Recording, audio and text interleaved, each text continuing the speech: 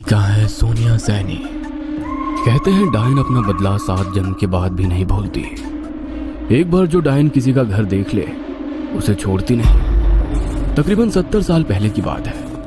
पहाड़ के एक छोटे से गांव में रहने वाले रंजन को पिछले कई दिनों से कोई काम नहीं मिला था, इसलिए काम की तलाश में वो अपने गांव से काफी दूर निकल आया था। सर्दियों की कोहरे से ढकी शाम थी। हर तरफ कोहरे ने अपनी पहर जमा ली थी, जिसकी वजह से रंजन उन पथरीली रास्तों में भटक गया था।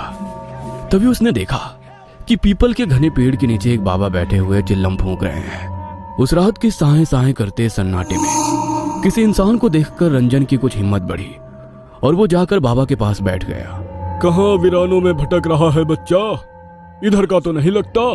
मैं 7 कोस दूर डिबरी गांव से काम की तलाश में निकला था। काम तो नहीं मिला, लेकिन लौटते हुए अंधेरा हो गया तो पहाड़ों में रास्ता भी भटक गया। अब ना आगे का कुछ समझ आता है ना पीछे का। ऊपर से ये ठंड खून जमा रही है और डर और घबराहट से दिमाग काम नहीं कर रहा है बाबा। पहाड़ों में ऐसे दिन ढले वीरान रास्तों पर निकलना ठीक नहीं होता। तू ये जो नहर के साथ वाली पगडंडी है उसे पकड़ कर निकल जा। आगे एक गांव पड़ेगा, वहां जाकर मदद मांग लेना। और हाँ, अब रास्ते में रुककर इधर उधर मत देखना। रंजन को बाबा की बातें और उनकी वेशभूषा बहुत रहस्यमयी सी लग रही थी। बाबा के सर से लटकती लंबी जटाएं उनकी मुंह को ढके हुए थी। हाड़ कपाती ठंड में उनके शरीर पर नाम मात्र के कपड़े थे और आंखों में इतनी सुर्खी थी कि देखकर कोई भी डर जाए। ठंड से परेशान है बच्चा? ये ले 2 कश भर ले, थोड़ी राहत मिल जाएगी।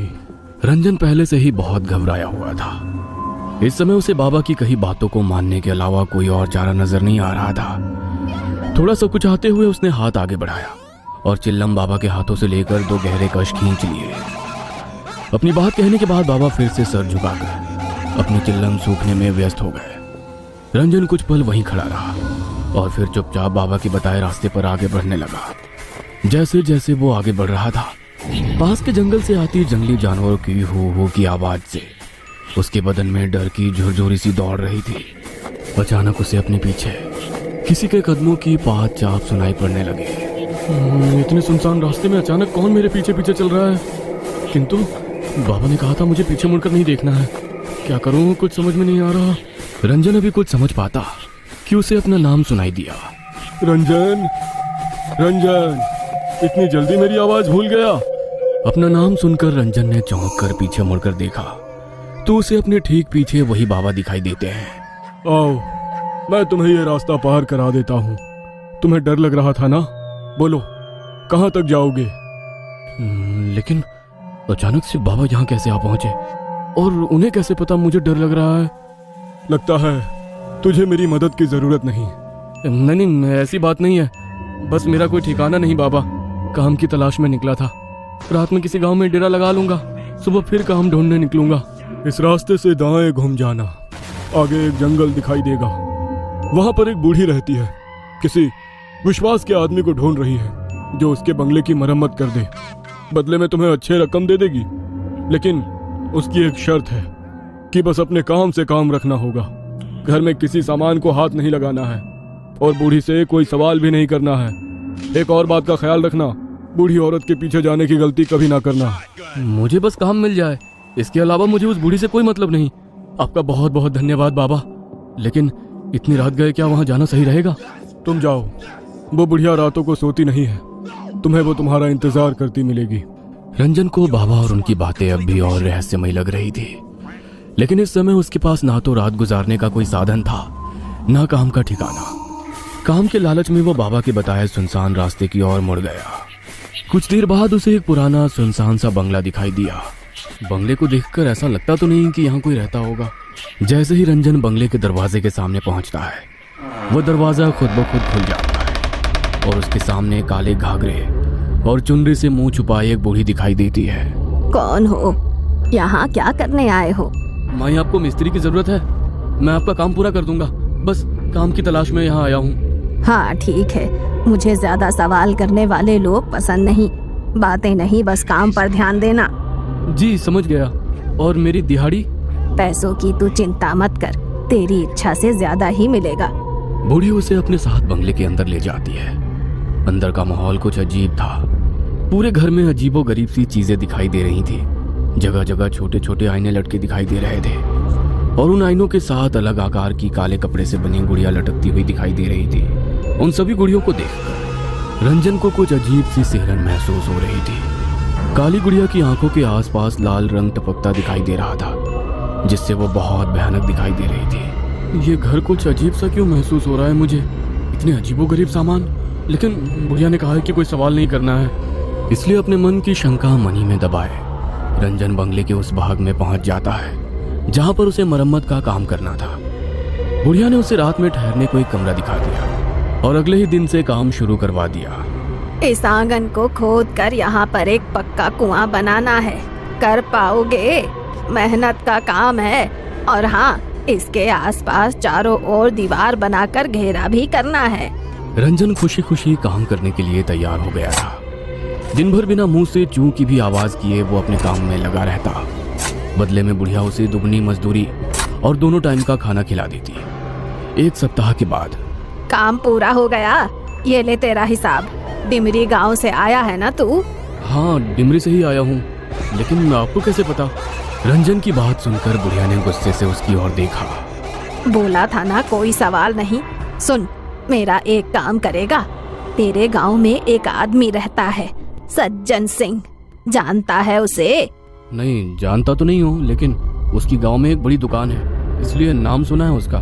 मेरा दूर का रिश्तेदार है, उस तक कुछ सामान पहुंचाना है। तुझे इस काम के बदले मैं थोड़े पैसे और दे दूंगी। अरे गाना। रंजन खुशी खुशी बुढ़िया का सामान पड़ोस के गांव तक पहुंचाने को तैयार हो जाता है। बुढ़िया ने एक पोटली बांधकर उसे थमाई और कुछ पैसे देकर विदा कर दिया। रंजन ने एक सप्ताह काम करके अच्छा धन इकट्ठा कर लिया था। पोटली लेकर वो सज्जन सिंह के घर पहुंच जाता है। जी, क्या आप ही सज्जन सिंह हो? और सज्जन सिंह के लिए ये सामान उनकी किसी जानने वाली ने भिजवाया है। कहाँ से आए हो?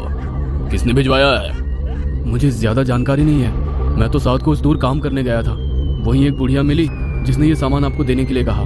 सज्जन सिंह हैरानी से वो पोटली खोलकर देखता है तो उसकी चीख निकल जाती है। तुरंत ही वो उस पोटली को वापस बांधता है और उसे वापस पकड़ा देता है। इसे तुरंत वापस देकर आओ, जिसने तुझे ये दी है। ये मेरा सामान नहीं है, और खबरदार, अगर आज के बाद यहाँ दिखाई दिया, मुझसे बुरा कोई नहीं होगा। सज्जन सिंह को गुस्से में देखकर रंजन पोटली लेकर अपने घर आ जाता है। आजकल किसी के साथ भलाई करने का जमाना ही नहीं रहा। साथ को उससे मैं ये पोटली ढोकर लेकर आया और यहाँ आकर उस बूढ़े ने सामान लेने से इनकार कर दिया। कहता है मैं तुरंत जाकर उसे वापस करके आऊँ। अरे छोड़िए ना, आपको क्या जरूरत है वहाँ जाने की? इसमें जो भी सामान है उसे हम रख लेते हैं। कोई मूर्ख ही होगा ना जो इतनी दूर ये सामान लौटाने जाएगा। पागल मत बन, हमें इसे खोलने की भी जरूरत नहीं है। जो भी सामान है हम वापस कर देंगे, बस। जो अपना नहीं वो मिट्टी। रंजन की पत्नी को जाने क्या जिद थी। वो हर हाल में देखना चाहती थी कि इस पोटली में बुढ़िया ने क्या कीमती सामान दिया है। इसलिए रात को रंजन के सोने के बाद वो पोटली खोल देती है। पोटली देखकर उसके पैरों के नीचे से जमीन निकल जाती है। इस पोटली में तो बड़ा ही अजीब सा जादू टोने का सामान रखा हुआ है। हे भगवान, कहीं इसीलिए तो उस बूढ़े ने ये सामान इनसे वापस करने को तो नहीं कहा था। और ये क्या, इस काली गुड़िया ने तो हूबहू मेरे जैसे कपड़े पहने हुए हैं।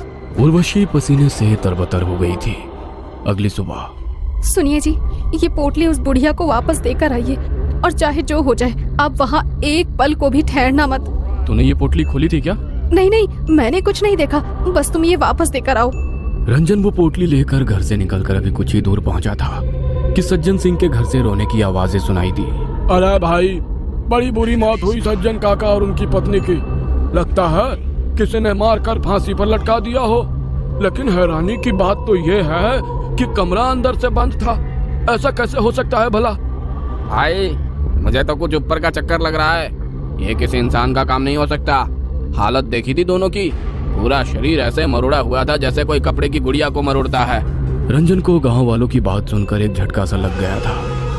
एक के बाद एक उसे सज्जन सिंह की कही हुई बातें और पोटली देखने के बाद डर से सफेद पड़ा चेहरा याद आने लगा। ना जाने क्या पहेली है इस पोटली की। कल मैंने ये पोटली दी और आज सुबह उसकी मौत हो गई। रंजन तेजी से बुढ़िया के बंगले की ओर बढ़ा जा रहा था। आज जब वो बंगले के सामने पहुंचा तो पाया बंगले के दरवाजे पर एक ताला लटक रहा है और बंगला भी उसे कुछ ज्यादा ही सुनसान सा नजर आया। रंजन अब इस बंगले और बुढ़िया का सच जानना चाहता था, इसलिए वो ताला तोड़कर उसके अंदर घुस जाता है अंदर का नजारा देखकर उसकी आंखें आश्चर्य से फैल गई थी। गुड़िया के कमरे में 3 नई काली गुड़िया लटकी हुई थी और उसमें से एक गुड़िया के कपड़े उसे कुछ जाने पहचाने नजर आ रहे थे। रंजन घबराकर उस बंगले से निकलकर बाहर सड़क की ओर आ जाता है। भाई कुछ पता है ये बुढ़िया कब तक लौट कर आएगी? रंजन की बात सुनकर उस आदमी ने उसे ऊपर से नीचे तक घूरते हुए कहा, पागल है क्या भाई? ऐसा क्यों कह रहे हो भैया? क्योंकि यहाँ कोई नहीं रहता। 50 साल से लटका है ये ताला। और हाँ, भूत बंगला है ये। रात के समय भटकना भी नहीं उसके आसपास। हाँ। उस आदमी की बात सुनकर रंजन की रीढ़ में ठंडक दौड़ने लगी। क्या? भूत बंगला? भाई मेरे दादा कहते थे किसी डायन का बंगला है ये। इसमें वो तरह तरह के टोटके टोना किया करती थी। एक तांत्रिक था जिसने इस डायन की चोटी काट कर इसे जला दिया था। तब से ये बंगला ऐसे ही पड़ा हुआ है। कहते हैं आज भी रात के समय इस रास्ते से गुजरने वाले लोगों को वो डायन दिखाई दे जाती है और उस तांत्रिक का पता पूछती है। अपने सूखते हलक से रंजन ने अपना आखिरी प्रश्न किया। तांत्रिक? कहाँ रहता है वो तांत्रिक? कुछ मदद कर पाओगे क्या? भाई सुना है उसने इस डायन को मारने के बाद ये काम छोड़ दिया और दूर किसी गांव में जाकर बस गया। उसकी पहचान अब किसी को नहीं पता। बातें करते हुए रंजन बंगले से कुछ दूर तक आ गया था। आदमी के जाने के बाद अब मुझे ये पहली समझ में आ रही है। जरूर सज्जन सिंह वही तांत्रिक है जिसे वो बरसों से ढूंढ रही थी और उसे मारने के लिए उसने मुझसे इस पोटली में जरूर कोई तंत्र का सामान भिजवाया था जिसने सज्जन सिंह और उनकी पत्नी की जान ले ली।